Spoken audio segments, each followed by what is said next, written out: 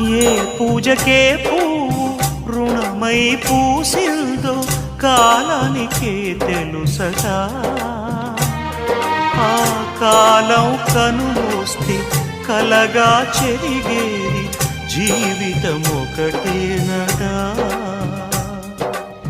సవతిగా కాకుండా చెల్లిగా నన్ను చూసి తల్లిని చేశావుగా. ఈ పారాణి పాదాలు సేవించినా గాని రుణమే తీరదుగా. ఇది కలకాలమై